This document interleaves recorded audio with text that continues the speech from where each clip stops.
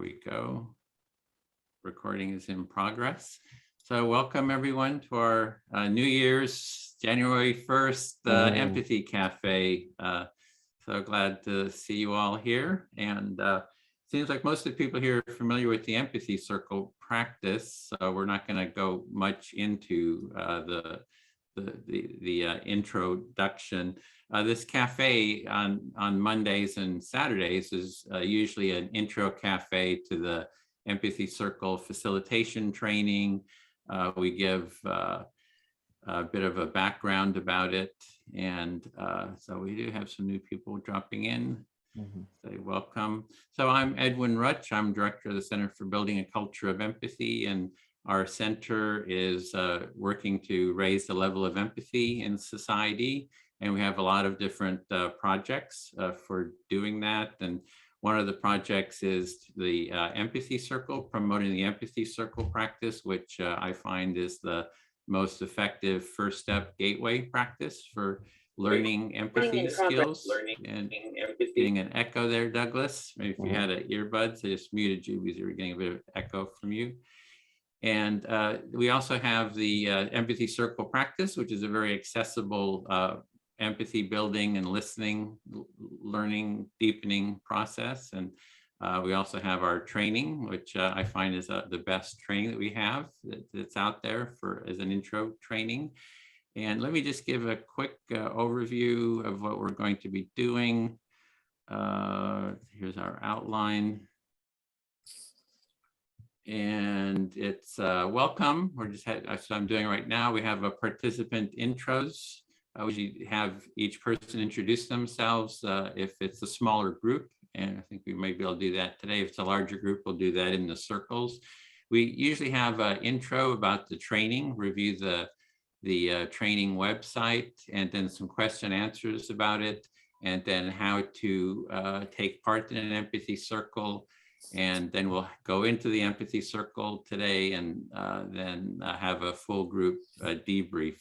So today is going to be a little bit different because we're here being a little bit more casual and we're going to be just talking about the New Year's, what we're going to be doing in the New Year's. So let me first go quickly through the participants. If you want to just introduce yourself, 30 seconds, just your name, location, and maybe one sentence about why you're interested in empathy. Like I said, I'm Edwin Rutch in the San Francisco Bay Area. And I think really that empathy is the most important value in society that we need right now, and just want to spread it as widely as possible. So Bill, do you want to go? Sure. My name is Bill Filler. I've been working with Edwin for about 4 years. I also am in the San Francisco Bay Area, and that I find that in order to face the problems that are facing our species, we need to have a whole different basis of communication. I think empathy is the key to that. Thanks. Okay, thanks. And Jana? You're muted. I'm in New York City. My name is Jana, and I just finished Edwin's facilitator training. So yeah, and I think it's wonderful to reach 8 billion people with empathy. Yeah, that's our goal, 8 billion, train everyone. Thanks, Sarah. Hi, I'm Sarah from Ohio, and I am interested in this to incorporate it in anything I do. Just like previous speakers, it is the doorway to everything, really, to connect people. So thank you. Yeah, thank you. Danny? I am Danny, and I'm in New Zealand, as Edwin said, and I'm interested in empathy, well, from counseling times and teaching times, and now even professionally as well with people with disabilities. It's always useful to develop and have that step-by-step, very simple process to start with.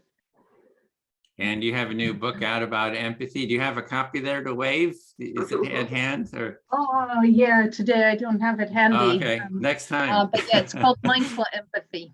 Yeah. So yeah, I incorporate mindfulness, but mindfulness sometimes it's a little tricky for people to understand, and empathy is somehow simpler. But mindfulness together with empathy, I find is like very, very effective. Great. Larry? Hi, I'm Larry in Florida. I'm a retired occupational therapist. I love the empathy circles, and as far as things to do for this year, this new year, there's a quote somewhere that says, make this year different by making it all the same. And for me, it's going to be all empathy circles. Thanks, Larry. Katrina? Hi, I'm in Bristol in the UK. I did the empathy training all way back, right at the beginning of lockdown, was it a year, 18 months ago? And really like it, but I don't have a lot of time to go online. But today I'm like, here, I'm going to do this session, set myself up for the new year. Yeah, I'd love to do more if I had time. Okay, thank you. Tracy? Yeah, Tracy from Australia. Wow. And I just see empathy is like everyone was saying, just, it's like having another part of your brain, and it can bring you back to balance and really help you to process things and to get over things before they maybe become an issue. Yeah, Thank head you. off conflicts. Yeah, exactly. Thanks, Dwayne. Hi, my name is Dwayne Hearn. I live in Las Vegas, Nevada, and I just recently learned that I'm practicing the art of mindful empathy this morning because I believe being empathetic is only possible when we're living life one precious moment at a time. So I can appreciate what Danny shared. And then also my interest is to work with Edwin and other people and help share this with the rest of the world. I'm retired, and really that's the focus of the rest of my journey here. Thank you. Thanks, Dwayne. Tiffany? Can you all hear me? Yep. Okay, great. I'm Tiffany. I am based in Kansas City, Missouri, and it snowed on today. So we have a snowy new year. And I'm a part of this because we just need more of it in life. And I also joined the Empathic Inner Vision. It's a program, same one that Rasha is on. And so like almost halfway done. So I'm pretty excited about that. It's to be a facilitator. Great, thanks. Douglas? I'm in England. A lot of human work, and I'll find that one of the problems I have is to lack empathy people. So that's what attracted me to this, that I really know about just along and see and hope it's going to be useful for me. Okay, thank you. Allison? Hi, everyone. Happy New Year. Allison Inglesby from Newport, Rhode Island, and I'm a design thinking coach and facilitator. And empathy is at the heart of design thinking and the design thinking process.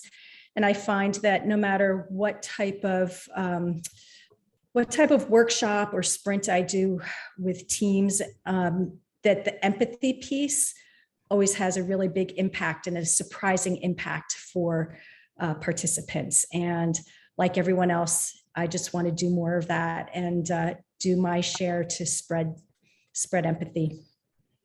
Great. I love design thinking, human-centered design. So yeah, it's great to have you here. Anne? Yeah, I'm Anne. I'm in the southwest of England. I've been involved with empathy cafes and came across them initially in Extinction Rebellion, and I'm part of the Empathy Circle working group within Global Sport and run regular empathy cafes twice a week. And I'm a retired teacher, maths teacher, and I've worked in a prison and a psychiatric hospital with young people. And I really feel passionately that spreading empathy is what needs to happen and what I'm going to do. Thanks, Anne. Andrea? Hi, Name, location, maybe just why you're interested in empathy. Thank you. Andrea Spiridon. I'm in Leeds, West Yorkshire, United Kingdom. I'm so interested in empathy because it just fits in with everything I do. I'm a Buddhist. I like coaching, and I've been a teacher and all sorts. Okay, great. Glad to have you here. Joni? Hello, all.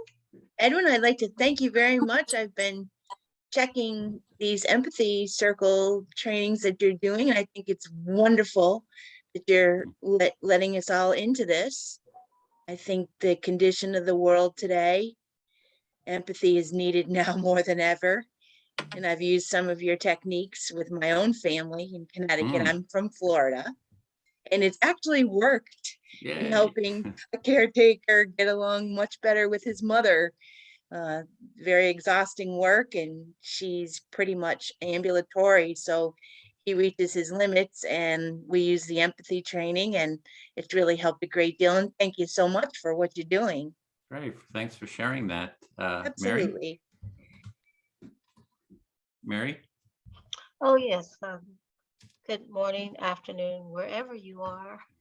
I'm delighted to be back. I'm in Dallas, Texas, and this will be my third time, and I really appreciate the opportunity to sharpen my listening skills and to possibly be better in terms of expressing myself so I can be understood.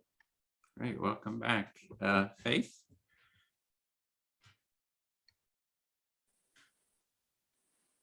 You're muted. Sorry about that. Yes, my name is Faith, and I'm really glad to be here. I think this is my second time doing this. The first time was early last year sometime, but empathy is so needed in our lives, especially in this time and age, but especially as it relates to me. I feel that it's very invaluable in the work that I do. I'm a trainer. I do leadership training as well as personal and professional development training for organization. I think it's so needed in terms of helping individuals to understand each other so that they can work better together. And for my personal life, it's something that I need to practice even more personally to be able to enhance the relationships that I do have. So thank you so much for doing this, and I'm glad to be here. Oh, thank you. And I think that's everyone. I think we got everyone. So it's always a delight to be in a room full of people who value empathy. It's always just amazing. So usually at this point, we go into a little bit overview of the training. I'll just do that very shortly. We're going to kind of skip the going into depth. So if you go to the bestempathytraining.com website, that's our website. That's all about the training. And if you scroll down, it's all the information about the training is here. And there's a new intro video that's about 20 minutes. It goes step by step into the training. It covers the website, covers a lot of the detail of the training. And you can just watch that and get up to date on what the training is about. The next session, the next training starts January 27th, and we'll be having intro empathy cafes between now and then on Mondays and Saturdays. So I'm going to just skip that part because we just wanted to have more of a casual cafe talking about what we're going to be doing in the New Year's. So I'm just going to check. I think most of the people here are familiar with the Empathy Circle practice. Does anyone feel that they need a little primer on how the practice works? Or you just you can jump? Okay, Douglas.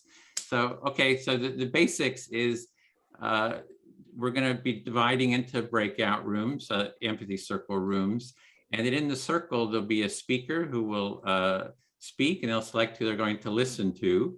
You're going to speak on the topic, which I'm going to actually put in the chat right now. So share your vision, goals, resolutions for the New Year's or whatever's alive for you.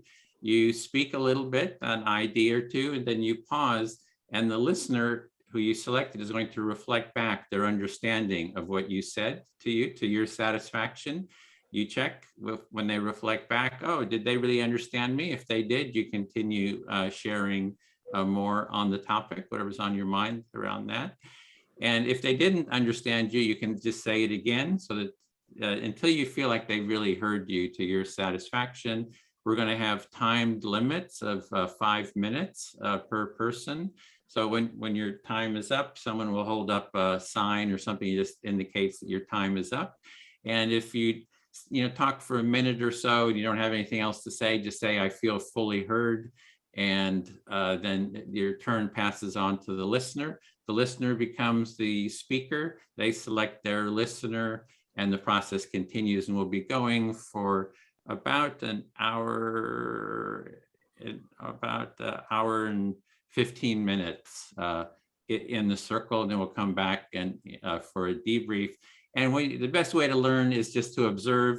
Maybe be one of the last listeners and speakers. You can observe how others are doing it in the process. So that's the process, and that's just a very quick. And we also have, if you go to the empathyscircle.com website, there's detailed instructions on the process. So let's go into the circles. Bill, I think we're ready, right? You're muted. I cannot assign you. Oh, really? Oh, then yeah, and I can't assign myself. So I'm just going to see. I'll open them, and I think we'll stay in the big room. And then I'm putting some. Oh, I guess I would stay in the big room then. Yeah, and I'll be staying. I can't assign myself either. Oh, really? Yes. Okay. It's a specific learning disability, maybe. Well, one part where we there's a way. Let's see. Well, you don't assign yourself. You can join. You'll be able to join. There's a link. Okay. Well, basically, we have the big room, and then we have 2 other rooms. Room 1 with Allison, Ann, Dwayne, Joni, and Mary. And then room 2 with Angie, Danny, Faith, Larry, and Tiffany. And then the rest of us will be here. So that's what, 17, and there's 5, 5, and 7. I can add 1 more if you think that 7 is too much. 7 people in a room? Yeah. Yeah, I would have maybe 6 max to All right. 5 or 6 if we could. Okay, and here's Savannah. All right. I'll go back again, do it again. Such thankless work. All right. Yeah. Well, this is when we do these intro cafes, if you've done the facilitator training, you can come early and help us facilitate this part. And one of the roles is to do the breakout rooms, because it's a bit of a a task to create the breakout rooms, assign people. We have a facilitator in each circle, and they will facilitate, they will keep the time, and they will also be the first listener as well, because that way they model how the listening works. So are we ready? 4, 5, 6, almost. All right. Oh, there's the rooms. Oh, great. And then we have 4 in the unassigned, plus us, the 2 of us. Okay, and it says close all rooms. I don't see open all rooms. It's opening. They're opening. Oh. Okay. So you should see. Okay.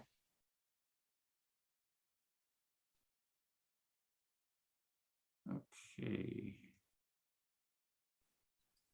All right. And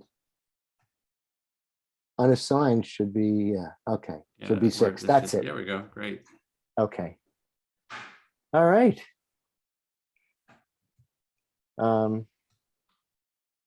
Okay. Who's our facilitator? Who's facilitating this? Oh, here's Reverend Angel. Oh, Angel. Okay. I think we should not let more people in now. Okay. All right. That was the last one. Right. Okay. Tiffany, do you want to have her facilitate? Yeah, sure. Tiffany, despite your injury, do you think you can facilitate? You're muted. Yeah. Okay, great. All right. So Okay, so, and what are we doing, 4 minutes or 5 minutes, you think? Probably 4 minutes now that we're such a large group. Okay, 4 minutes. And Tiffany, have you got the time or would you like me to do it? How to do it? Is it okay if I ask for your help if I don't? Absolutely, that's what we're all here, we're working together. Got it. Hold on. And I just Okay. we just have a new person, Rev Right, Ardella. Ardella Angela We've just Young. broken into breakout empathy circles, so as you observe, you'll see how the process works. And it's a little hard to see if you can move your camera down. There you go. Yeah, thank you. Okay, all right, I'll do the timing. You'll hear a little piano riff. When it's the time is up, it doesn't mean you have to stop like in the middle of a sentence. Finish your last thought, get a final reflection. And if you don't hear it, I'll hold up this very expensive handcrafted sign to let you know that, wrap up. And Okay, the topic is in the Yes. chat. Share your vision, goals, and resolutions for the new year or whatever's alive for you. Yeah. Okay, and now we'll hand it over to Tiffany.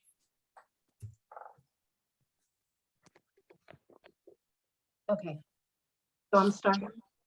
Yeah, you'll be the first listener. Yeah. Yes, sir.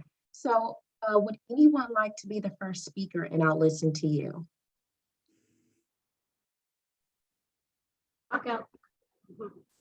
Sarah, you look like you're about to do the news. Do I, Tiffany? All right, let's have some fun. It's New Year's. Yeah. I'm ready to listen now. What is on top of my mind is my vision. And my vision is something greater or immense that might be hard to hear a little bit, but what my vision is to have a universal mentorship program that actually instills mentorship down from students to peers, to mentors, to coaches, speakers, trainers, that all teach a training facilitation to their coworkers or their other, the other people that are in that field, how to also train. So even if you're not going to become a trainer, sorry, I'm trying to redirect what wording I'm using here. It's not coming out quite right. Even if you're not a trainer, say you're a student and you're learning a new subject, I would like to see the student then pick a subject that they enjoy and have them teach it to the next student and just continue that process throughout the development, the child's development into the career path. Okay, so what's at the top of your mind is starting a universal mentorship program. And it will involve participants and trainers and coaching and a lot of different aspects of that. And you use an example of if you're, let's say you want to learn something and then you want to, you choose a subject and then you begin to teach other people that particular thing. And then it's like you'll teach someone else and then they'll teach someone else and then it'll go on. And it should be long-term in helping people in their career path. Do I have that correct? For the most part, because I didn't use all the proper wording, I'll reiterate a little bit more. As we develop from a young age to an adult, we always have a mentor, someone we look up to. It was our mothers to begin with, then we grow up and we have mentors or people we idolize and we continue on. But the lack in not having someone physically train us to also be a mentor to someone else is what I'm trying to overcome. So yes, the student would teach the student in the sense that in something that they is inspired on. If they're going to a career path, they would do the internships and train on the schools and career combined education. It's a continuation in the development of learning so that we can have a stronger retention in the knowledge gained. Basically goes to the principles of 30% is retained if you see it, up to 70, see it, hear it, do it, and then 90% you have to speak it. And then once you teach it, you retain the majority of what you've taught. and you put it out there to the world. Okay, so I'll begin by saying that your first example was such that we all grow up and we have these role models, whether it be our mother or someone else. And your focus is to teach the technical side of being a mentor so that whatever you're interested in, you can pass it on to someone else. So it's a continuation of learning. Do I have that correct? Perfect. Totally. Okay. Thank you, Tiffany.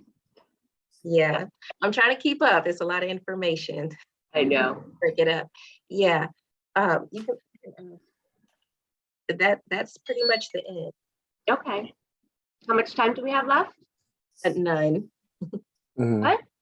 That was, None. Bill Time's up. just held up the time, so, yeah. Yeah. Thank you so much. Do you feel fully heard?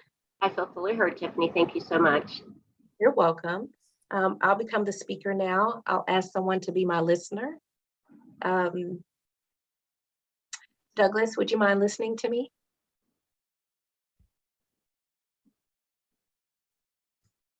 Tiffany? Yes. So I'm going to start now. Well, the thing that's on my mind, I'm still reflecting from last year. I'm still excited about how far I came from last year, and I'd love to talk about that on today.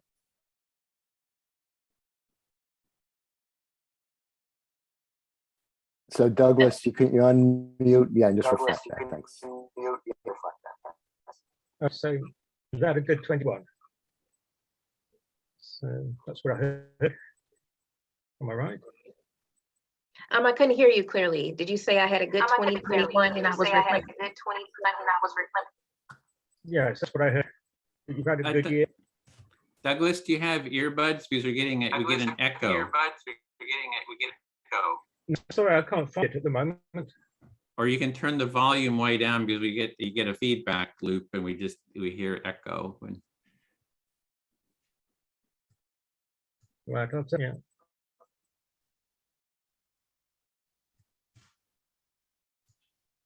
Okay, I'm going to go ahead and continue. So some of the things. Secondary reader as well. So what I heard, Tiffany, is that you've had a good 21 and you're going to be building upon that, I think. Yeah. And so one of the first things I wanted to talk about was how I began doing this empathy circle. I began an online course, and then I've been a part of support groups and mentorship program this past year. And I want to continue to seek out those same opportunities this year.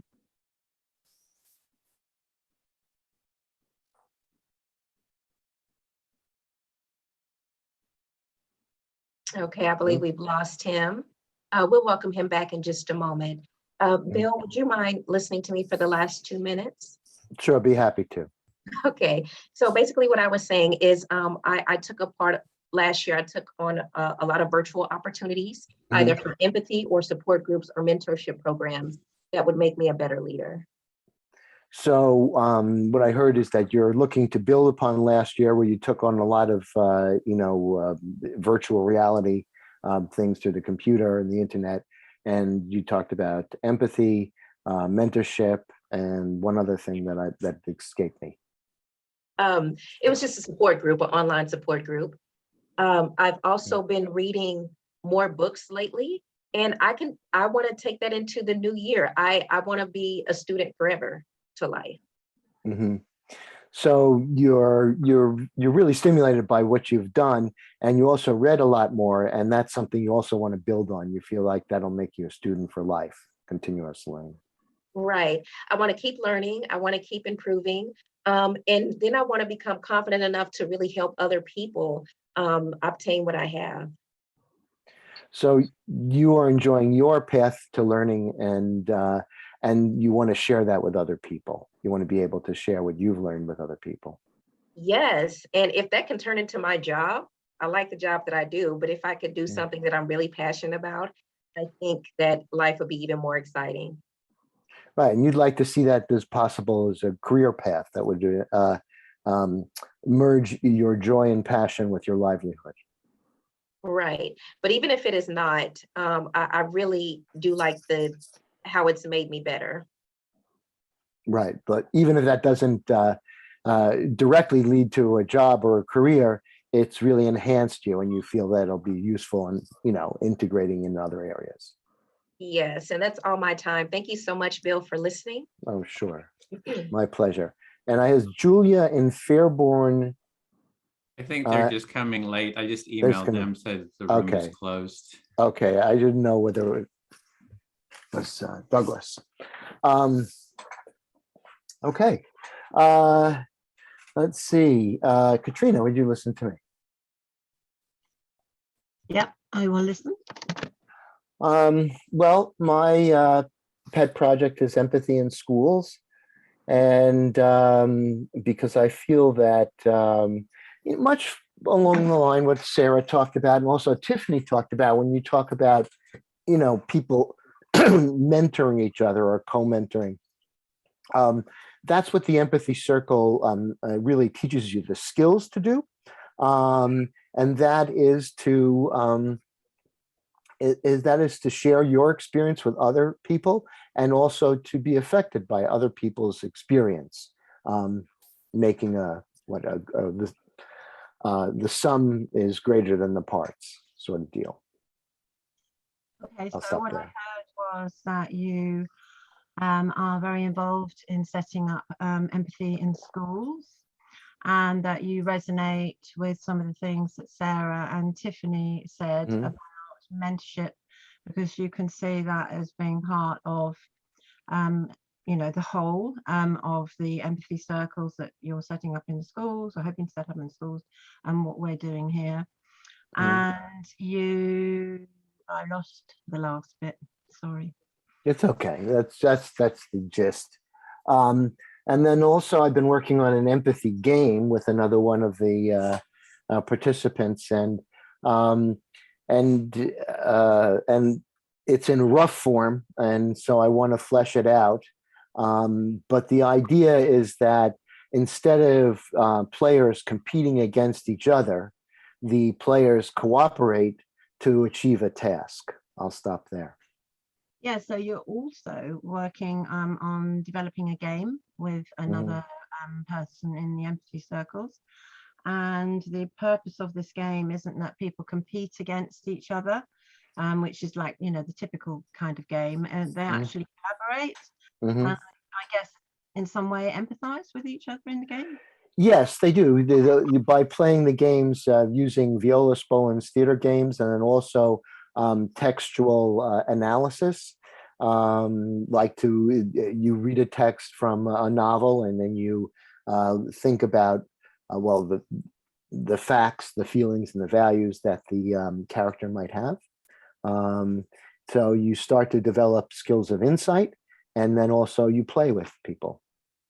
Yeah, so it sounds like you're using stories as a kind of foundation for the game, and you're basically encouraging the people who are playing to understand what the characters in the stories are going through, and that becomes sort of foundational to the whole process. Right, and then I'm also collaborating with another person who took the training, who's a PhD and just got a new job, and so she is going to be instituting it in. She works with heavily involved clients, substance abuse, various other things like that, and so she's going to be using that, and then we're going to try to take some data about incident reports before the Empathy Circle and then after the Empathy Circle. And again, after my decades in special ed, I really believe that people really want to be heard. And when they are heard, they're much less likely to become violent. So there's somebody else that you're working with, and this is a PhD graduate, I think you said. And I was a bit confused as to whether that was the game or whether that's the Empathy Circles. But you can see the potential in working with her because her background is very similar to yours, and you can see how what you can do with her would be very helpful in that sort of substance abuse setting. And so it's like you've come around full circle to back to the empathy circles and to what you used to do before. Right. And so that, yeah, so the things are separated. However, once developed, the game could easily integrate with the circles and vice versa. And then I'm done. Thank you so much for listening. You're welcome. So Ardella, would you be able to listen to me? Sure, I would. Okay. So yeah, like Tiffany, I'm still really digesting 2021 and trying to get my head around some of the things that happened in 2021. And as part of that process, today I spent some of the day just kind of going through my journal and putting into like a synopsis of what happened in January, February and March. And I got about halfway through that, and that was very helpful. Okay, what I heard you say, just like Tiffany, you were looking back at 2021, and what you did is you put it together month by month, and you seem to make a synopsis of each month before you got up to 6 months about what took place. Is that correct? Yeah, that's good. And so now I'm going to do the rest of the 6 months, and it was actually such a useful exercise. I'm really pleased that I did it, and I also found there were things that I'd written down that I had completely forgotten happened. Like earlier in the year, I had this incredible dream, and I'd written this dream down. And when I read it again today, I was like, my jaw dropped. I was like, I had that dream, and it kind of reminded me how we forget things that happen in real life, but our dreams kind of just disappear. So I was quite inspired to actually write down more of my dreams. Okay, what I heard you say was you decided to look at the other 6 months, and what you had journaled, you looked at your journaling, came across an entry where you wrote about your dream and you had forgot about it. Matter of fact, you were amazed at what you had dreamt about. And you decided because of that experience, you would write more. Is that it? Yeah. So that's kind of become a resolution for this year already, just by reflecting back. I've realized the value of journaling, and especially writing down my dreams. So that's one thing that I definitely want to do for this coming year. Yes. And what I just heard you say was because of that, you're going to continue with this same exercise or this same habit of journaling in the year we're in now, to begin your year and continue that practice this year. Yeah. And then otherwise, apart from that, I think for me, the main thing, I mean, I've had a lot of things going on this year, and it's been this kind of juggling act, a bit of this, bit of that. I've, started off doing lots of things, but I think underlying all this, I feel the value of really and making my relationships more harmonious, and that is going to be a big issue for me, I think, for this coming year. Okay, and what I heard you say basically, well, the main point was that making your relationships more harmonious, and that's through your listening and your journaling. Yeah, and I've had a kind of a year where lots of different things have happened. It's been, sort of not one thing. I couldn't sort of tell you in 2 minutes what happened to me this year, but I feel that underlying that, more important than all these different things, is the value of my relationships. Okay, and I understand it because of everything, what I heard you say was because of everything that happened, and there was quite a few things that happened, but the most important thing is to value your relationships. Yeah, I feel heard. Thank you very much. Thank you so much. Can I just pause for just a moment here? Ardella, before you begin speaking, I'm going to ask you two things. Do you mind if I get my little time note card before you begin? Mm-hmm. Okay. And would you mind taking the lead and just asking, Katrina, if she feels fully heard before we move on? Okay. Katrina, do you feel fully heard? Yes, I do. Thank you. Thank you so much. We want people to come back. So we want them to feel fully heard. So give me just a moment, Ardella. I'm sorry.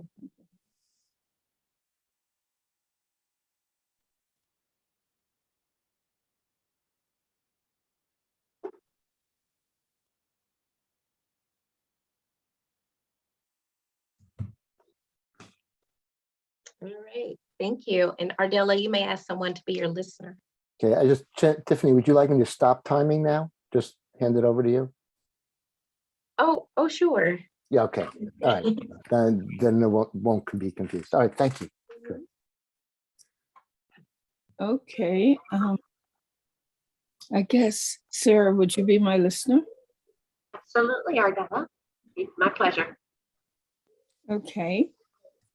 Well, I have to say my year in 2021 has been very innovative. And just like Tiffany, I was involved in quite a few classes online.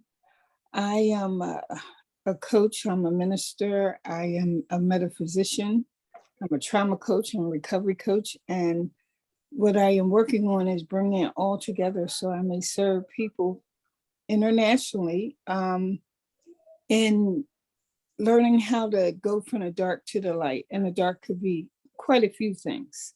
I am also a recovery coach, and I have myself been in recovery for 30 years. And I believe in the process, but I've learned more through my practices and what I've learned in being a minister of spiritual consciousness. And my hope is that if I'm listening to someone, it's not about what their faith is, it's how to increase their faith. And in doing that, I'm able to listen more clearly and support them. Stopping just because I was overloading a little bit, just trying to take it all in. Sorry, Adela. No, I was done. Yes, ma'am. So what I heard you saying is that your reflections from 2021, with everything that you've been doing professionally with coaching, understanding trauma and distress and spirituality, because you also help in that area as a minister, that you want to unite all the new knowledge that you've gained from this past year, especially to be able to express it to the people in a spiritual way that reflects to them, not necessarily tied to a specific Christianity, but more to their own personal spirituality so they can grow spiritually as an individual. Yes, basically. And also what's important is most of the people that will come to me, they already have some sort of trauma and they don't know how to deal, they don't know how to breathe. And having been trained in those modalities, I would support them in teaching them that also.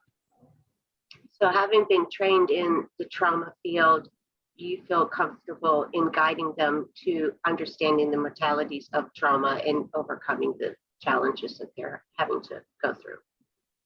Well, more or less, the modalities would be the tools they would use to get them to the other side, through breathing, through tapping, through verbal communication, from silence, meditation, and also prayer. So the modalities are the actual skills that encompass the meditations, verbal communication, body language, everything combined. Yeah, basically. Okay.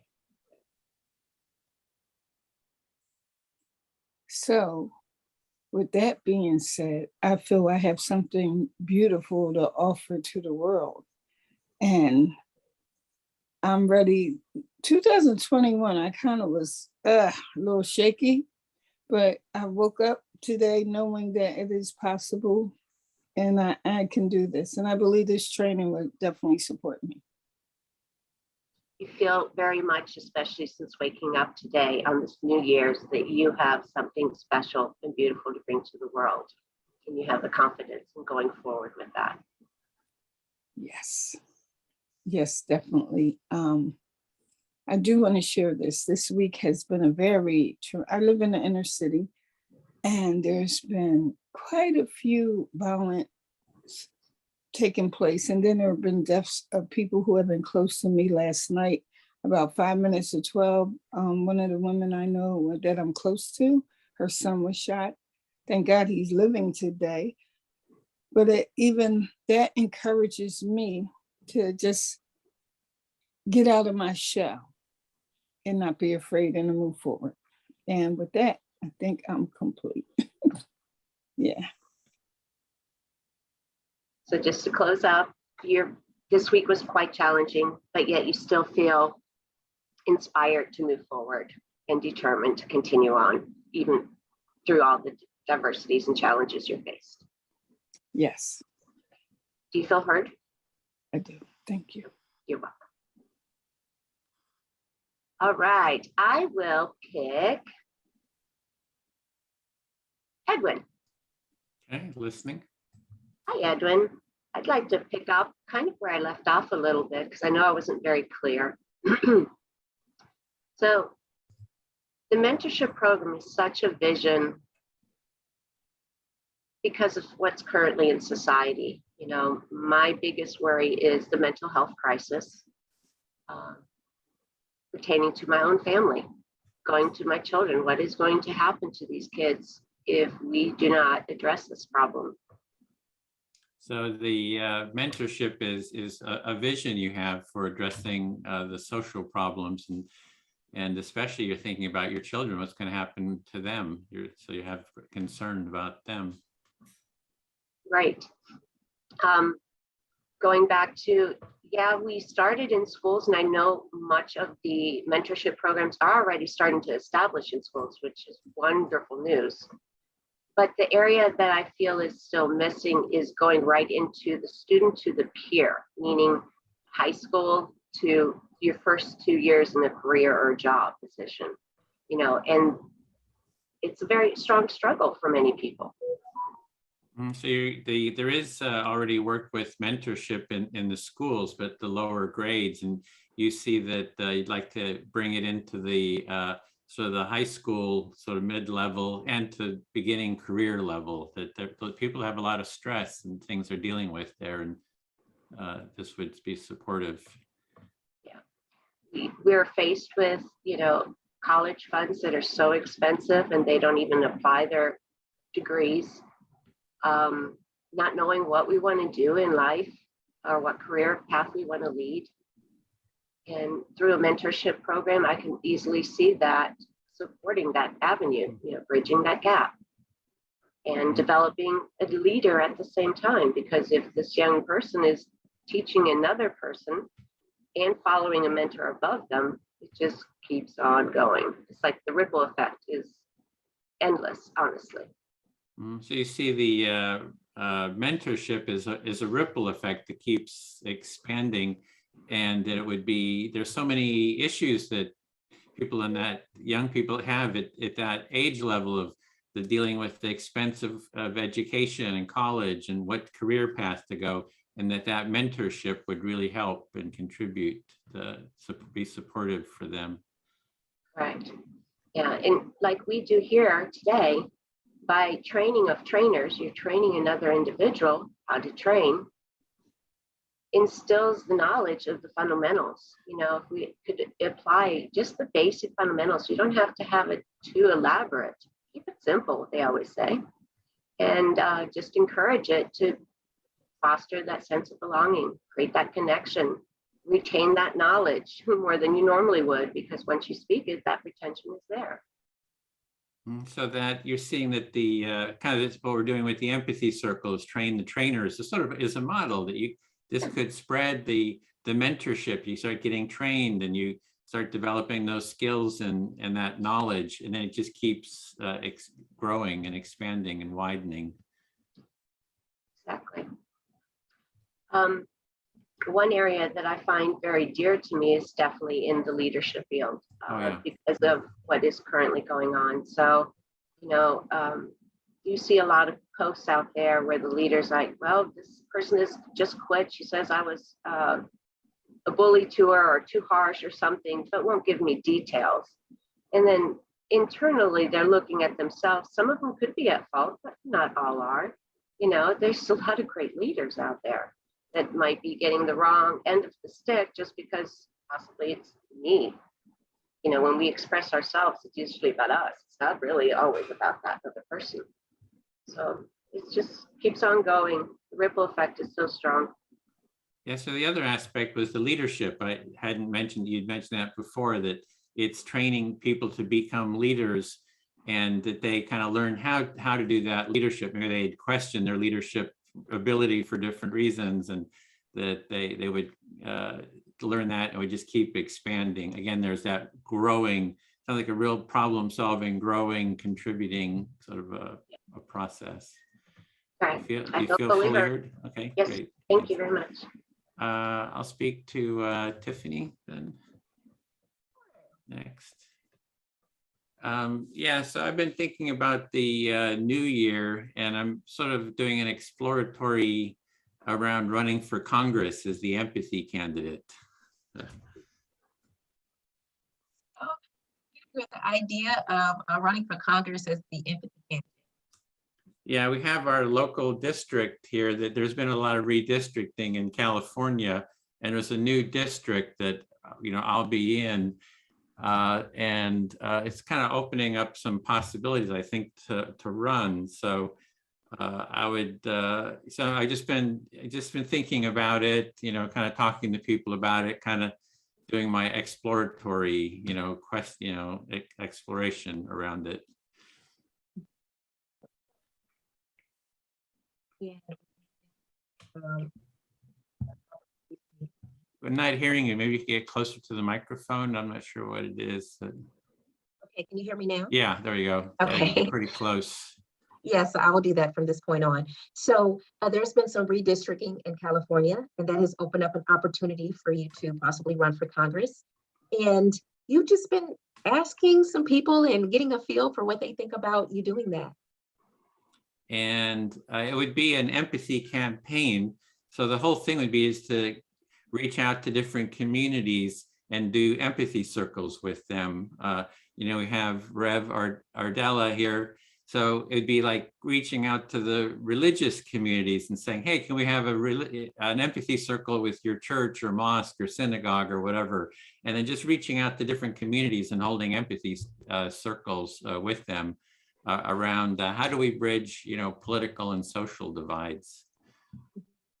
So in an effort to bridge political and social divides, you're thinking you would have like different empathy circles in different sectors. For example, the religious community, you would ask if we can have an empathy circle in order to bring like communities together.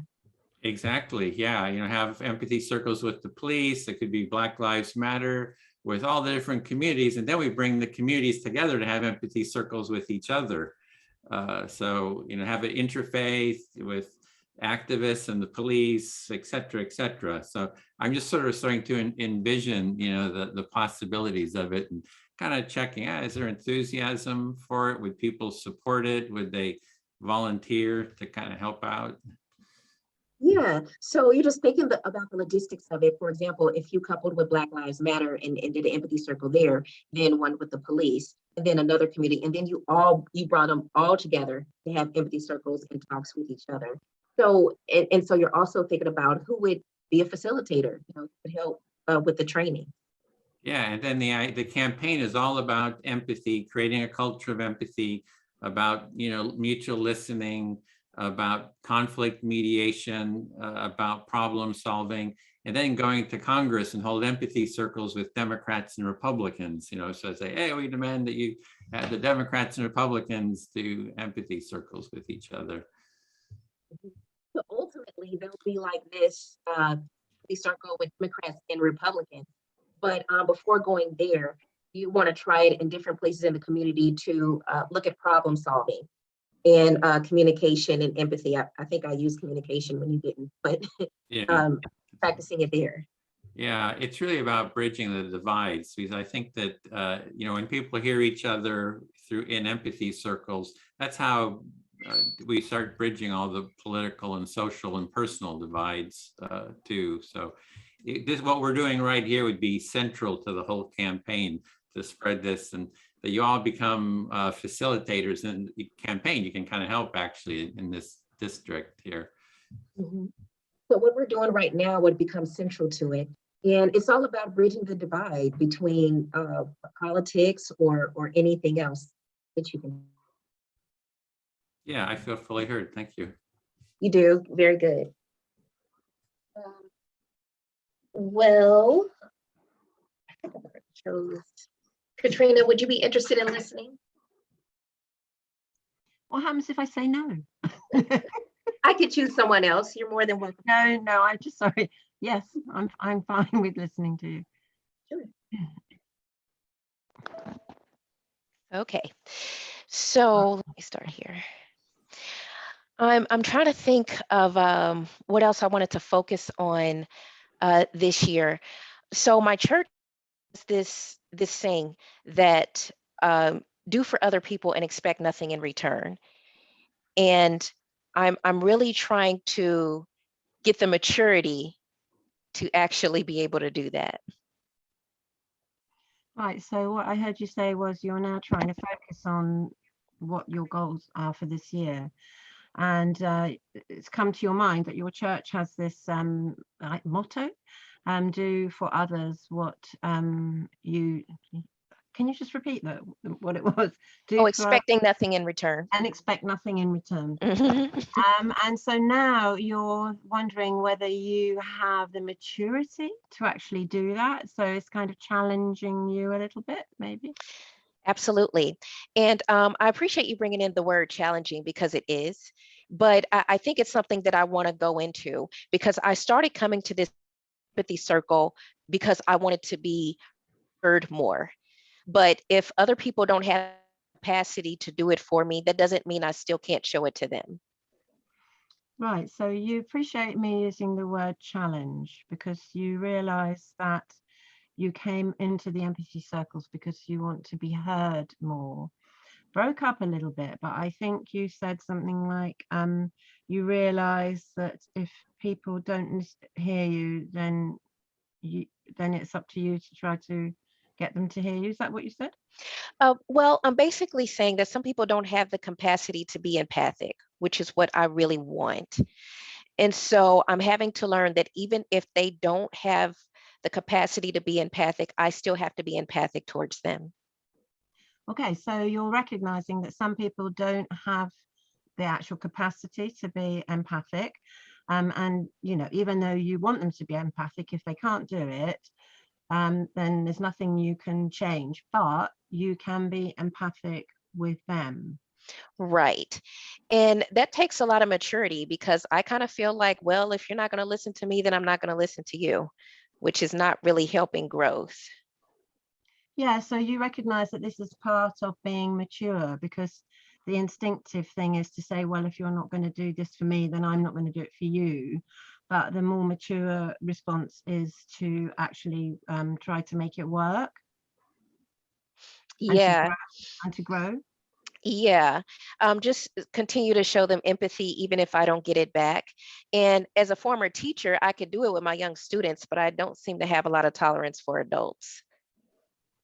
So, right. So as a former teacher, you feel that you can deal with students, but you recognize that they have a difficulty with dealing with adults. So there's a kind of disparity there. Yeah. So when I come across an adult who's being difficult, I don't think that they're dealing with hormones. I think they're just being a butt. So when you come across an adult who's being difficult, you're not sort of giving them the benefit that you would give to a child. Oh, it's probably the hormones. You just think they're being a what? What did you say? A butt. Well, we don't. It's not an English word, I understand, but I think maybe we would say an arse in England. Probably. Yeah, I'm trying to be nice about it, diplomatic. Thank you. That's my time. I feel fully heard, Katrina. Thank you. Right.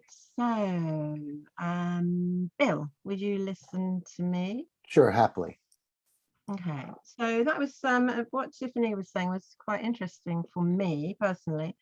because it kind of resonated for me with one of the issues that I'm having at the moment with relationship with one of my grandchildren. So what Tiffany said resonated with you because as far as strengthening relationships, because you're having an issue with one of your grandchildren. Yeah, and I find it very difficult to understand what the problem is. But from what Tiffany was saying, I kind of now can sort of, I'm getting like I'm feeling around the edges of it, that his issue is dealing with adults, I think. And so really, I'm just kind of like feeling around the edges of this at the moment. So you're kind of, you don't quite understand exactly what the issue is or what the problem is. But listening to Tiffany, you feel that maybe your grandson has a problem with adults in general, and it's giving you some parameters to understand it. Yeah, so having sort of heard that, I'm now thinking, well, maybe because I've always sort of took it quite personally. Mm-hmm. And thought, he obviously dislikes me, intensely. Mm-hmm. But I'm now thinking maybe that is just I sort of press his buttons. Mm-hmm.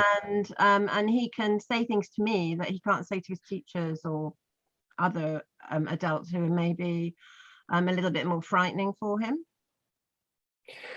So you're thinking of why you said he dislikes you intensely, and you're feeling that some of that is some transference, in other words, from other authority figures who it would be much more tricky or dangerous to speak out against. And so you're trying to get some understanding there, because it feels like it may not be as personal as it seems. Yeah, so I think it's very hard when somebody that is a member of your family is being kind of rude and offensive and saying horrible things to you, when it's kind of shocking, and maybe this is part of something that he needs to do. So I'm kind of I think this is the one relationship in my life that I really want to try and resolve this year, and so that's kind of top of my list. And I think maybe trying to be more empathic with him rather than reacting or doing whatever I do to trigger him is the way that I need to go. So you've made it a priority in this year to repair that relationship or strengthen it or improve it. And so one of the things that you think that empathy could be useful for is that rather than just react when he says something provocative or when you trigger him, you'll try to, go to empathy first, listen first, and see how that might shift the gestalt. Yes, thank you, Bill. I feel fully heard. Oh, my pleasure. All right. Go ahead, Tiffany. Sorry. No, she had a little bit of time left, but I think everybody's okay with going on. Okay. So do you feel fully heard, Katrina? Good. Okay. Great. All right. Sarah, would you listen to me? Yes, sir. Sure will, Bill. Okay, sure. All right. Talking about kids, being a special ed teacher, I had a funny thing. My aquarium leaked and I had to buy another one, so I bought a used one. I'll stop there. So being a special ed teacher, you have an aquarium and it had a leak and you had to buy a new used one. Right. So I had to drive about 50 miles to get it. And I got a truck, but I was going to have to make 2 trips. So while we were figuring all of this out, the guy who was selling it in this house, 2 kids came out. I'll stop there. So you figured out that by getting the aquarium was going to take more than one possible trip, and that was like 50 miles away. And you got to the location and there was 2 young adults there, or young kids? Young kids, about 4 or 5. And they ran out and they just kind of looked at me and him and goes, "Look, there's the ugly man, the ugly man." And the present was a microphone. So it was being like broadcast to the whole neighborhood, so every ugly man, ugly man, ugly man going out into the probably the aliens know now. Okay, I'll stop there.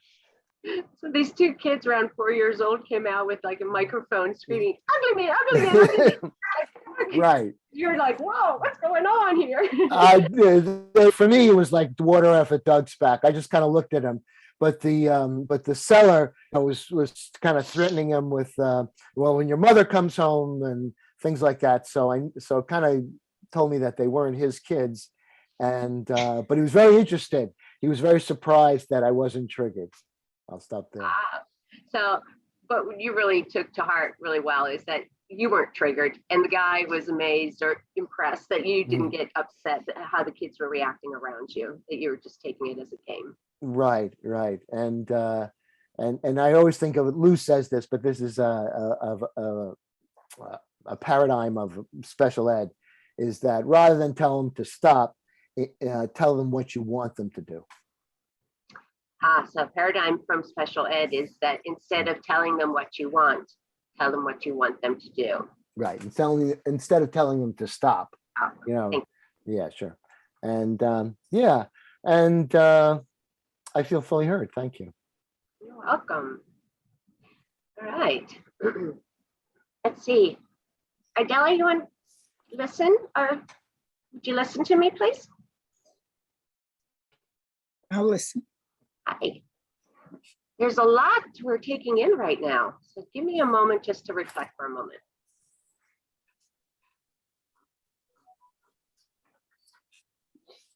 I think what's coming to the top of my mind, I'd like to also share on a challenged child. Okay, what I hear you say, what's coming to your mind right now after reflecting, is a focus on the challenged child. My last child was very challenged, and like what was said earlier, you don't always know really what is going on underneath. You question many things, but the one thing, when everyone else gives up and you just have this strong instinct that you know you need to connect, listen to it. It does work. Okay, what I heard you say, even though it doesn't seem that everyone's connecting, but if you listen, you know that you can connect, basically. Absolutely. Even through the harshest challenges where everyone would write off your child, I found it within 6 months of using the empathy method that was able to be turned around. I was very impressed. I was shocked.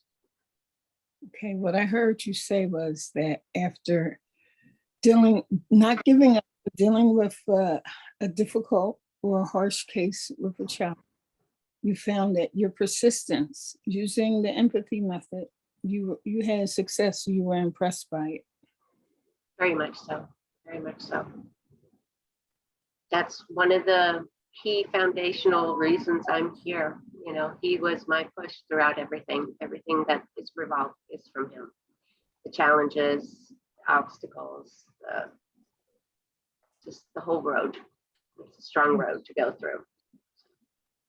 So what I hear you say, because of your experience with this child and using the empathy method, it has, with all the challenges and obstacles, this has made you want to be here and learn more. Yes, so I can communicate more effectively with him, which I feel comfortable now and I feel heard. Okay. Okay. This is what I'm going to ask Ardell. I feel like I don't want to interrupt you. But before you go, do you all want to keep going, or do you want to take like a 2-minute bio break before we start again? We've been here for about an hour approximately. So if you all want to keep going, that's fine. I would say we keep going, and then if you need to take a bio break, just go. Oh, okay. Just drop. The rest can continue, and then come. So just that everyone takes care of themselves. Yeah. Okay. All right. Can I finish on mine real quick? Do I have a moment? Yeah. The other thing that comes to mind is, the wisdom that we develop where we can truly give without expecting to receive. It's a big lesson in life. And yes, it can take many years, but being completely empathetic definitely helps to develop that more so. It is one of the hardest lessons I think all my friends and I have learned. What I hear you say is that being empathetic is one of the greatest lessons you learned. It might have been difficult because learning to give without expecting something in return turned a gift for you, a great lesson. Is that correct? Correct. Thank you. I feel heard. I'm glad you feel hurt. All right. I think it's Ardell. Is it your turn then?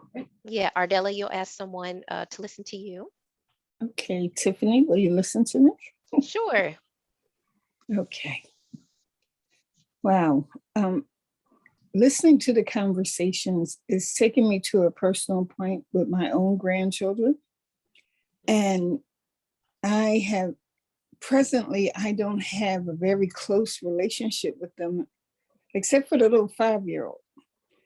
But the ones that are 20 and so, the older ones, we don't have a lot of communication. And talking to their parents, I'm learning to listen to the parent to have more understanding. Okay. So as you've been reflecting and listening to other people who have chimed in, you're thinking about your relationship with your own grandchildren.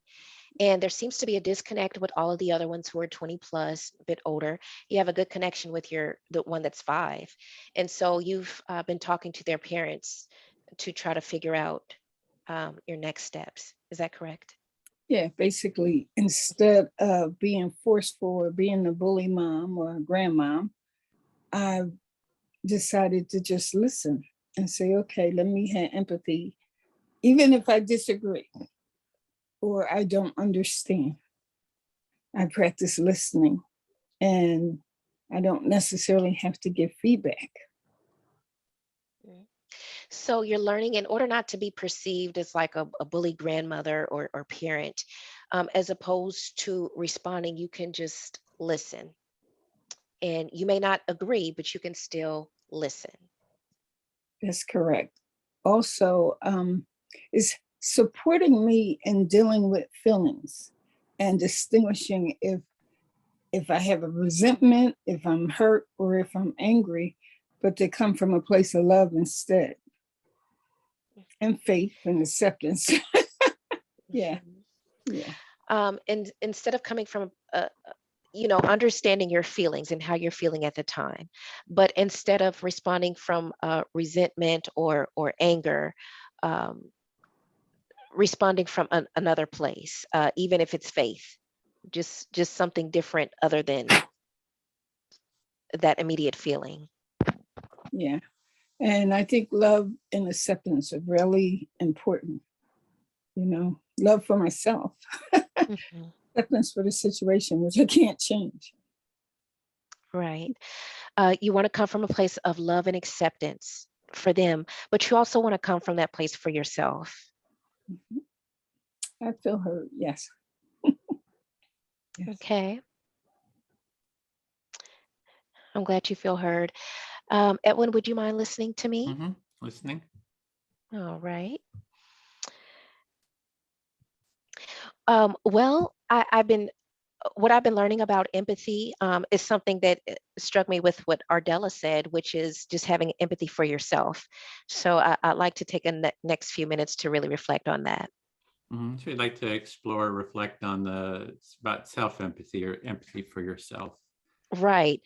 Because I came in here trying to learn it and how to impart it to other people, but I've also been taught that you can't do it to other people unless you first have it for yourself. So you initially came with the idea of, oh, I want to be able to empathize with others, but now you're saying, hey, you really need it for yourself too. Right. It's the first And step. Yeah, you can't do it for others unless you can empathize with yourself. right. And so I had to reflect on how I was brought up, because even though I say I have great parents, and they are, I wasn't really allowed to fully express how I felt. Anger was seen as disrespectful.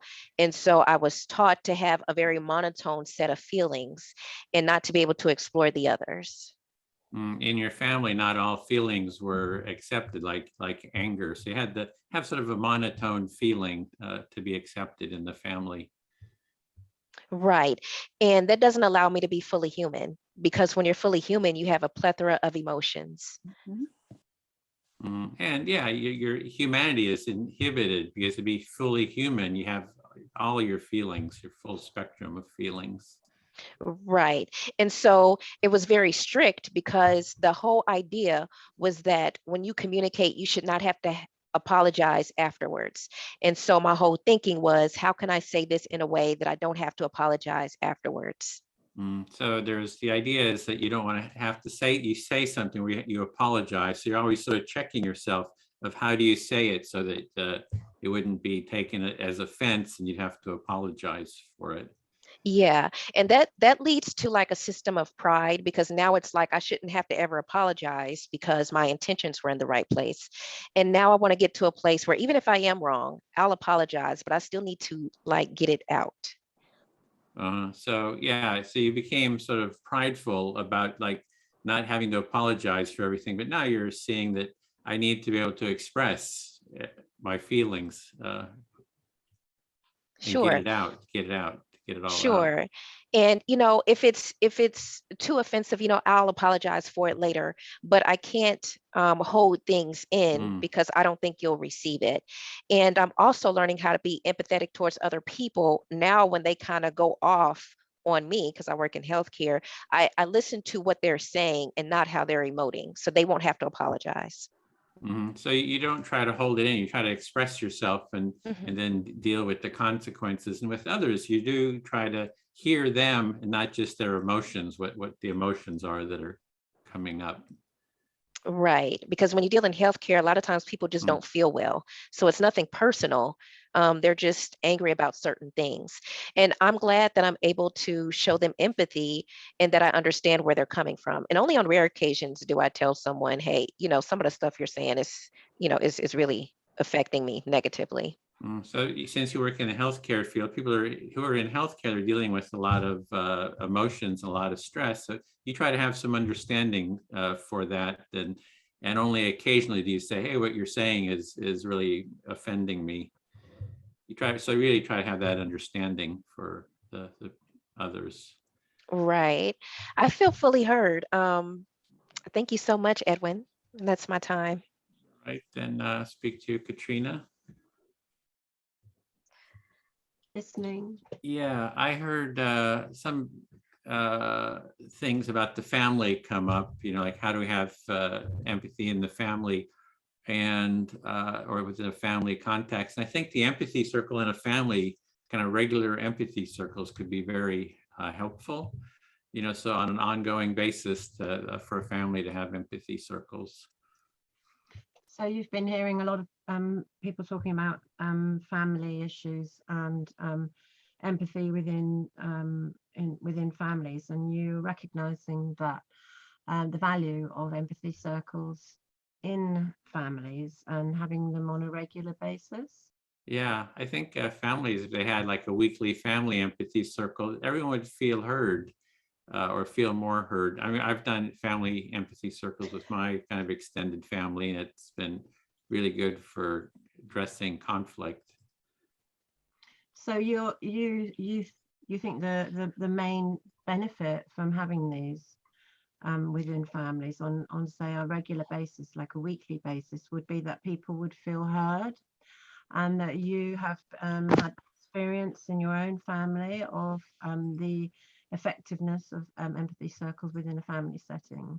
Yeah, but it has to be sort of ongoing. Like in my family, I've mediated conflict, but unless it's an ongoing you know, empathy circles, then people are mad at each other, not talking to each other again. So it's like somehow it's got to be integrated as a core part of sort of the family dynamics. And I think there's a lot of work to be done. How do we do that? So you recognize that it's not just a tool for dealing with conflict when conflict arises, because nothing really changes. So your vision is that this would be something that would be a regular part of family life. And so for you, the question is how can you bring that about? How can you help that happen? Yeah, and I think about you, and I think it's your nephew. Like if your nephew has this, you know, antagonism towards you, to how do you listen to the nephew, or I think it was the nephew, but and then how do you turn it around so it becomes a mutual empathy? Because I'm with Tiffany that I'm willing to listen to other people first, but the intention is that let's make it mutual. It's not like I'm just going to do all the listening. I'm willing to listen first, but how do we make it mutual? So, you know, it's a challenge because a lot of people say, I don't want to, you know, do this or take part, but, you know. Yeah, so you're reflecting back on my case, which was with actually my grandson. Oh, grandson. You didn't say that, but and you're recognizing that sometimes people just don't want to listen, and you know, and how can we get that to work? You know, there will be struggles there when somebody just doesn't want to take part. And if empathy circles were a core family practice, so it's almost natural. Hey, we have a conflict. Let's have an empathy circle. Is, you know, it's to sort of institutionalize it, make it a habit. So it's just like a natural. It's just a natural solution. Oh, we got it. And I've done that with my nephews and nieces, where they have conflicts, and you know, I've been teaching them the empathy circle practice to the point where I say, hey, we have a conflict. What do we do? And they say, we have an empathy circle. So your vision is kind of like, oh yeah, people, it's part of family life. It's not something special or sort of that you kind of only do on certain occasions. And this is what you've experienced in your family, is that people, that the children understand now that when there's conflict, an empathy circle is a good idea. Yeah, I feel fully heard. Thank you. Thank you. Okay, so Sarah, would you listen to me? Yes, ma'am. Okay, so just pausing for a moment when I'm digesting what Edwin was saying.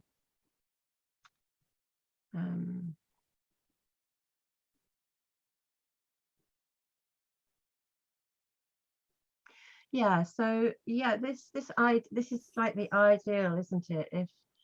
If we had an ideal world, if we lived in an ideal world, we would all gravitate towards the things that really work and are effective. But my experience, and it's becoming more and more the case, is that actually that we don't live in that ideal world, and that's what's concerning me, I think. So in our ideal world, we could be able to utilize all these positive implementations of different skills, or, you know, like the empathy circle. But in your experience, that doesn't seem possible. Yeah.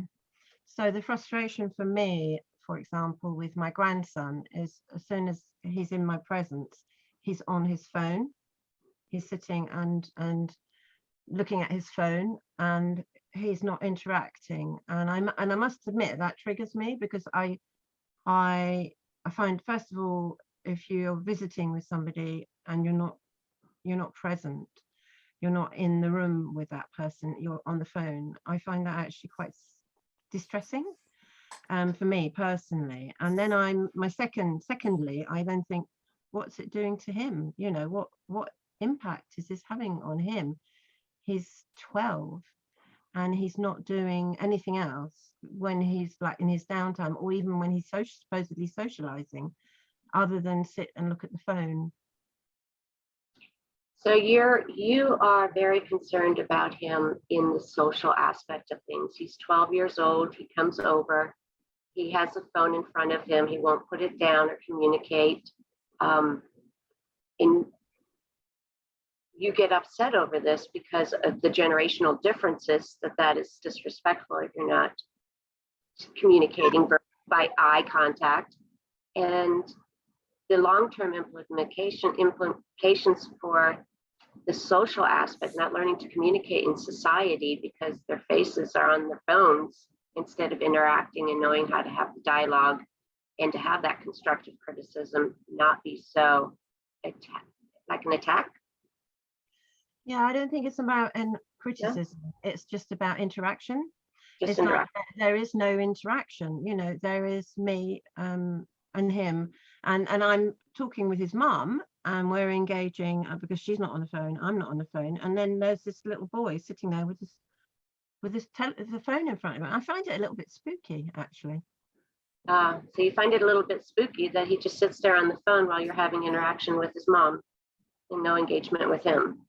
Yeah, and disconcerting because I can see that it's actually his loss. It's actually he's losing out on those and you know on engaging with other people. But then going back to what Tiffany was saying is maybe it's just like, oh, it's just the grown-ups talking, and what's it got to do with me? And I can actually connect with what's happening on my phone. I think I would need for you to repeat that. Okay, so I'm basically sort of recognizing, I'm sort of actually thinking out loud here, I think, that maybe what's going on in his mind is, oh, it's just my mom and my grandma talking, and they always say the same old stuff, and why should I be paying attention to them? They're just adults, and this stuff that's on my phone is much more interesting. So you're assuming that he has certain thoughts in his mind that don't relate to you or or his mother. It's not as interesting. It's not as interesting to engage as it is with his phone. Yeah, it's kind of going back to what Tiffany was saying about how when kids in school kind of act out, it's often because they're struggling with the relationship with the adult. Yeah, having adult relationship struggles. Okay. Thank you. Do you feel heard? Yes, thank you. It was quite deep, that, so no worries. No problem. Thank you.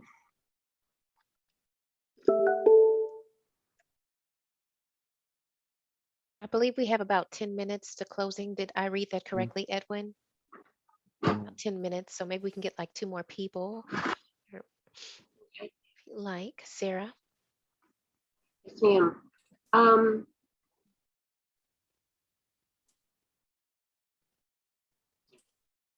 What's at the top of my mind presently throughout all of our conversations that keeps arising is how... Sarah, I'm sorry, who's your listener? Oh, I'm so sorry. I think you said, Tiffany, would you listen to me? Sure. Thank you, Tiffany. What keeps coming to my mind is how can I reach, or how can we united reach the public that doesn't want to hear empathy? I don't want to have a divide. I want to make sure whoever I speak with, if a title were to imply something that would create that, then I kind of get an uncomfortable feeling. And reason I say that is even in my own community and in my family, there is such an issue. I've had someone tell me, don't tell me how I feel, or I don't want to hear what my emotions are. I'm not going to talk about my emotions and how I feel. Very, very common in our area. It's very, very Republican in our area. So having that in mind, go ahead, I'll let you. Okay, thank you. So basically, you were saying, you were thinking about how do we incorporate empathy to people who don't want it? We have it in our families, and sometimes we see it in other sects. I'm just going to say politics, just as an example. But for some people who they're like, don't tell me how I feel, and who are not really being the recipient of empathy. And of course, that goes further. A lot of people are not ready to face their emotions, which is understandable. We have to be careful how we handle that. So that is part of the dynamic as well, being careful on how we approach so that we don't harm them or cause them a trigger. Right. So your next concern is how do we approach such people that won't cause in a way that won't cause them more harm and concern? Because some people simply are not ready to face their emotions. Correct. But most challenging is definitely the opposing. You know, they don't like the word, the title of it, and it's a block in their own mind. And I understand that. You could speak about it without using the word emotions or empathy, and they'll talk. So I'm sorry. Go ahead. You can speak about it without using the word emotions or empathy, and they'll talk. But when you use the word emotions, sometimes people feel that's an imposition on what they want to discuss. Correct. I feel heard. You feel fully heard? Okay. Well, Bill, will you listen to me? Sure, I'd be happy to. Yeah. So I'm just so empowered because I'm in the same Zoom meeting with people who want what I want, which is to improve empathy and communication. So you're feeling very supported and empowered because we share a common goal, which is to share communication and empathic communication. Right. And I appreciate everyone's input. And then with Katrina sharing about her grandson and Ardella sharing about her grandson and, you know, making it personal about family. I just felt like that was really touching, as well as Edwin, because I understand what that feels like. So you talked about, you know, everybody sharing, specifically Katrina, Ardella, and Edwin, about their personal family histories, and you find that very touching. Right. And then I'm just really impressed by, you know, like Sarah and her wanting to do that, you know, on a larger scale, as well as as well as Edwin. And then Bill, of course, I know you do that in the schools. So just to know that people were doing it personally and professionally, this is impactful. So yeah, so you feel very encouraged by the fact that not only do we want to do it in our personal lives, but bring it out to a wider audience. Yeah, and I just want to encourage all of you all, even if you feel like you're not making huge strides, you know, a little goes a long way. And self-empathy, I mean, you really got to show, we get so focused on helping other people, but we got to do it to ourselves first, and then we can impart it on others. So yeah, you're talking about encouraging us not to get discouraged, even if we don't seem to be making world-changing progress at the moment. And you start with empathy and self-empathy, I'm sorry, and then you can, you know, and that goes a long way, further than we would think. Yeah, and whether or not people agree, you just being here today is part of self-empathy because you're doing something for yourself first. Right. So just participation in these empathy circles and you're putting yourself in a position for, you know, we're all to be heard is self-empathy and a good start. Yeah, I feel fully heard. Okay. Let's see. Ardella, would you listen to me? Yes, I will. Okay.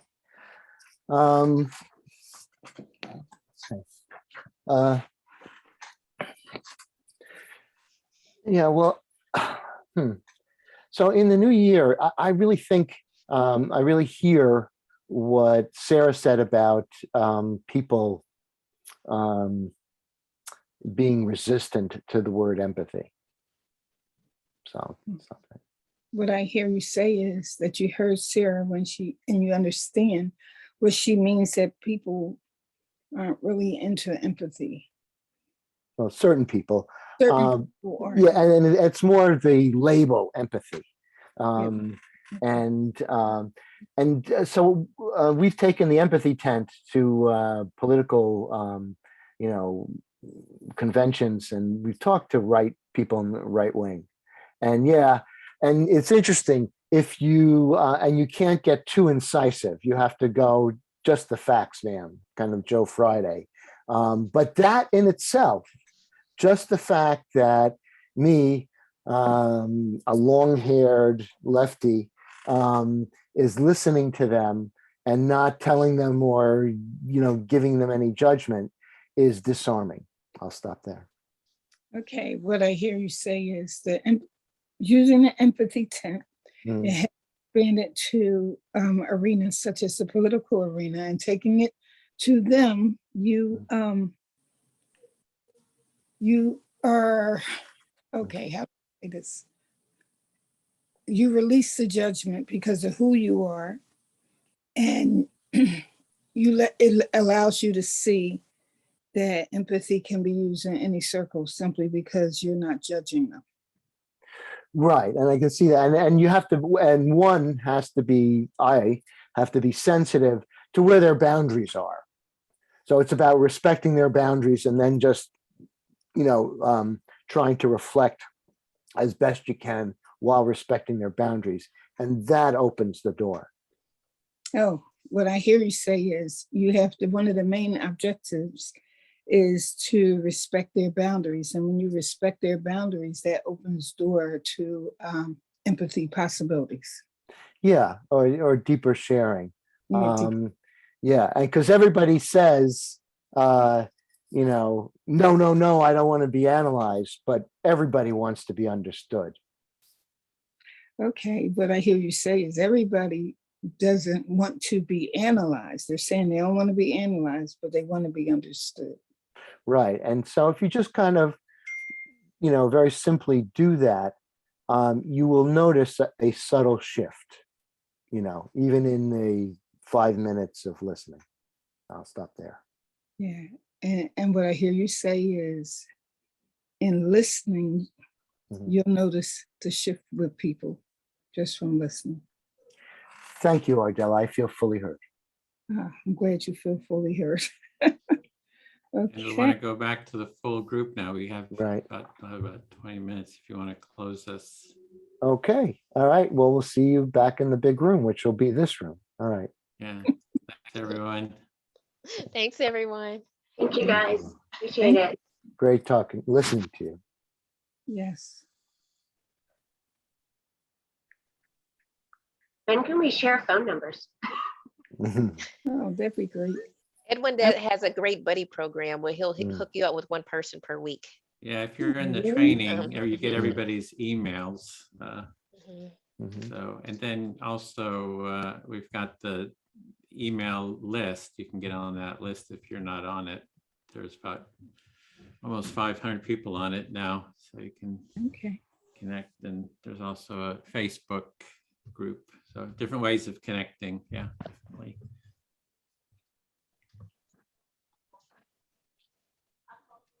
I really appreciated this session. I have to say, it really got me in touch more. I've been studying the 4 agreements, and I think empathy has a lot to do with that also.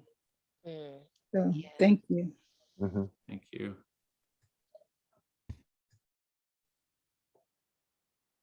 All right. Okay, welcome back, everyone. Larry, I think you're going to lead us in this section. All right, welcome back. Now, each of us can take 30 seconds to a minute to share your experience and insights and any New Year's resolutions or plans for 2022. What are your learnings and insights from the experience of the Empathy Circle? I will go around the room, and starting with Sarah, would you share? Absolutely. Probably the biggest insight I got is how we all came back around to being connected on key topics. It just keeps, last time I was here, I mentioned things start to flow. Like a topic is discussed and then it just starts flowing. And it takes that full experience to keep it really moving along so that it can grow and nurture itself. We all are very grateful, and we all are very passionate on getting the Empathy Circle out into the public. So that was pretty much a topic, even though we tied in other things, but that was the predominant topic, how to do it. Thank you, Sarah. You're welcome. And Katrina, would you share, please? Yeah, it was good to be back after quite a long break, and got some very deep insights into the process. I'm feeling quite inspired to use empathy more in my personal relationships. That's kind of really my New Year's thing. And to keep journaling and to do more self-empathy, which came up quite a lot in our circle. So thank you all for that. It was great. Thank you, Katrina. And Rev Ardella, would you share, please? Yes, this was a great experience for me. I know I will use this in my personal work and in my personal life. Thank you. Thank you, Rev Ardella. And Mary, would you share, please? Yeah, thanks, Larry. I enjoyed being back and look forward to coming back again and again and again.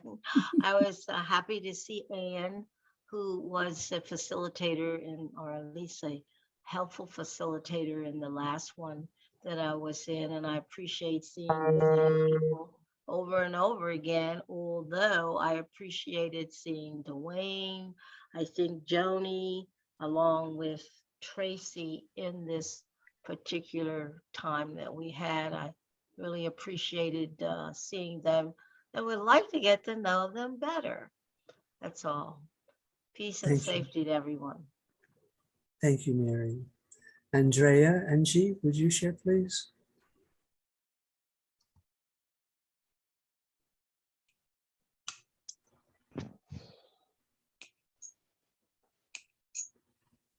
You're on mute, Andrea. Angie, would you share, please? It was great.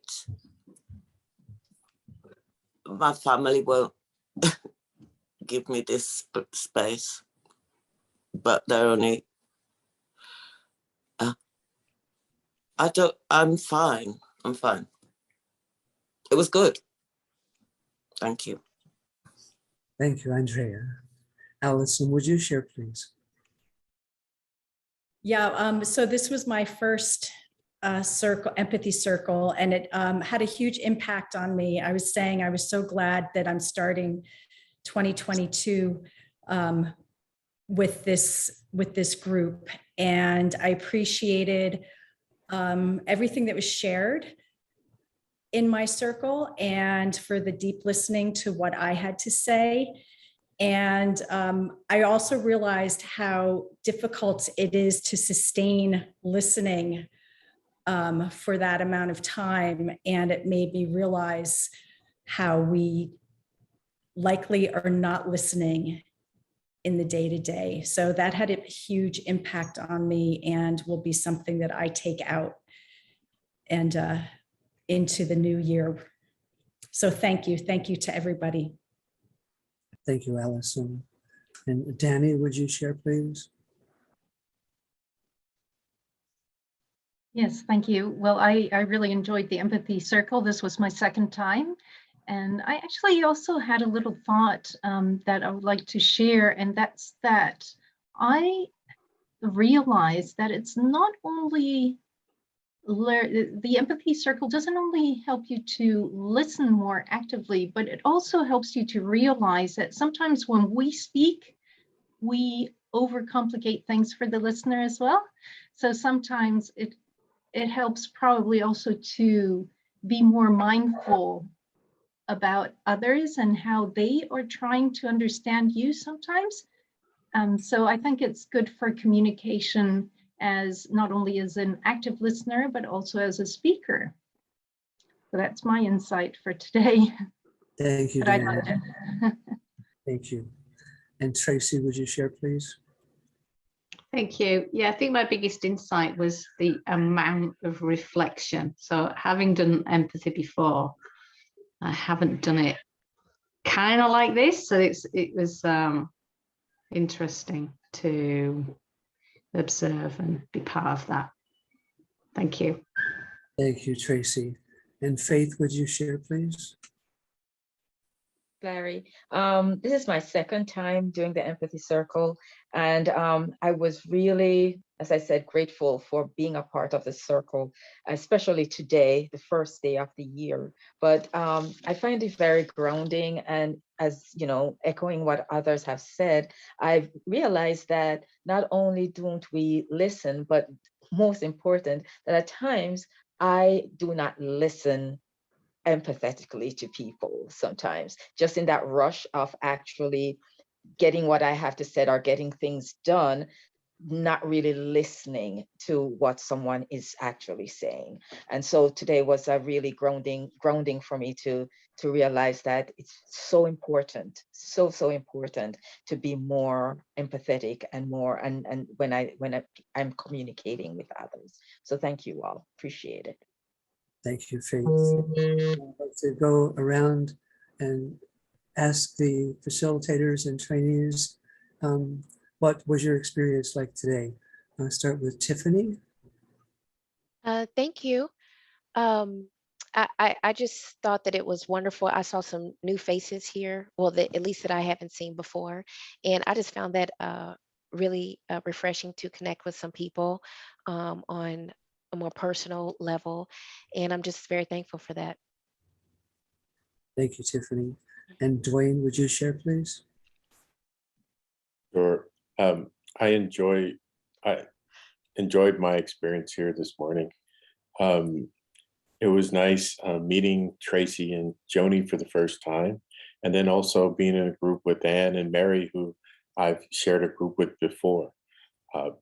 First and foremost for myself, the reason why I'm here today on New Year's Day is reaffirming the commitment I've made to myself to become a better listener. It's easy for me to speak. I'm comfortable speaking in front of large groups, small groups, actually any size group, one-on-one. My challenge is to be a better listener, but also not simply a better listener, but to not read into what people are saying and find a way to really hear what they're saying. And so this is a great process for that. So I enjoyed the experience, and thank you. Thank you, Dwayne. And I'm reminded to share your vision, goals, resolutions for the new year. Anne, would you share, please?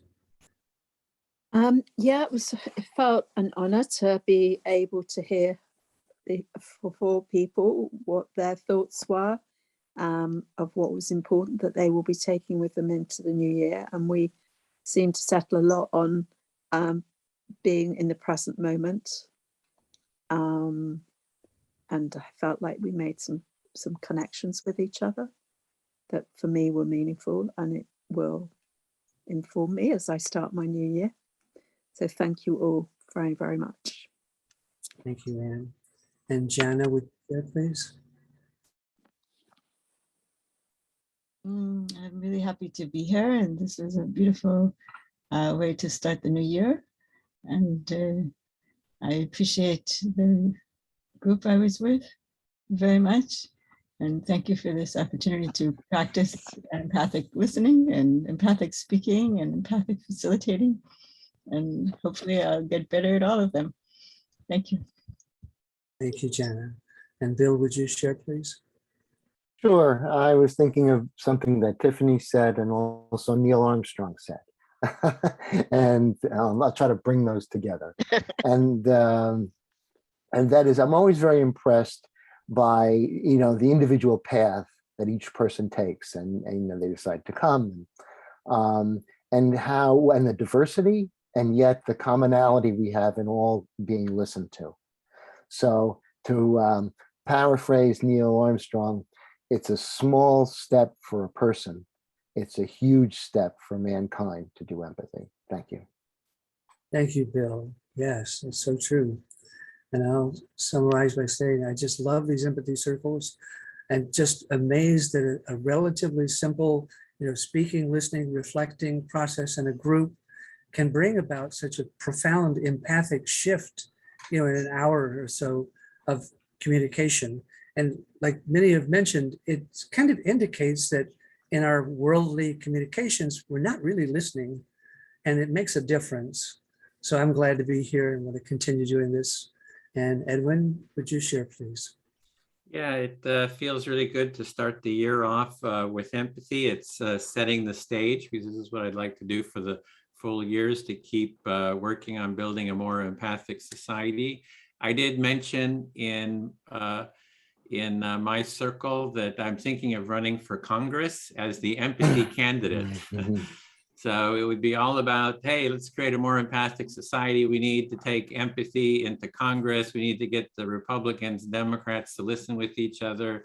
The campaign would be around creating empathy circles in the community, in our district.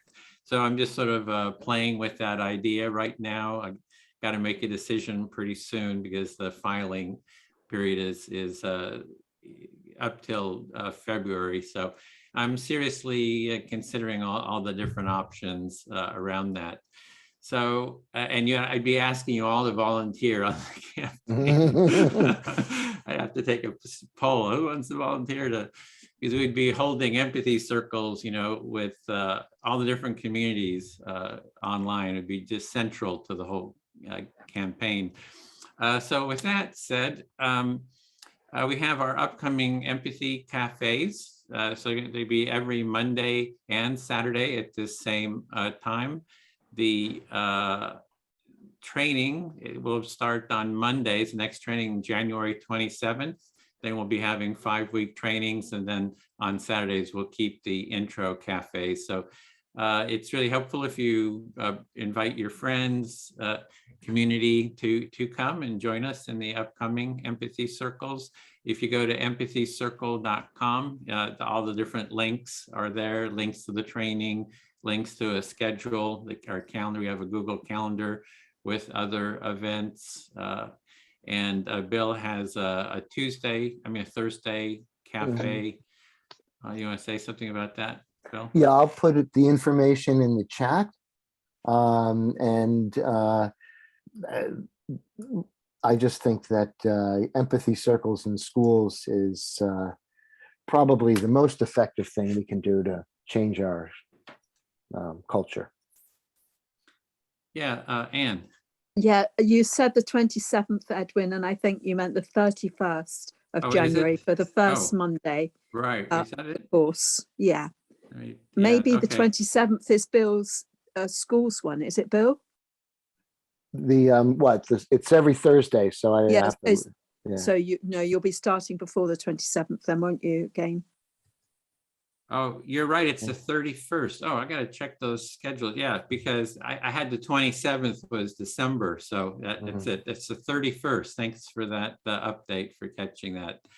So we'll have the 3rd, 10th, 17th, 24th. We're having these intro cafes on Monday. So thanks for correcting that. So with that, we'll just end with our jazz hands. Maybe a Happy New Year, and we'll see you at the next cafe. Happy New Year, everyone. Thank you, everyone. Good to spend the first day of the year with you in the evening. Thank you. Happy New Year. Happy New Year. Happy New Year. See you soon. If you're a facilitator, stay back just for a quick debrief. Happy New Year, everyone. Happy New Year. I want to get up here. Am I supposed to stay, Edwin, or not? Who is that? Sarah. Yeah, it's for if you've done the training and facilitated the breakout. So no, not at this point. Thank you. You guys have a great day. Me too. Bye-bye.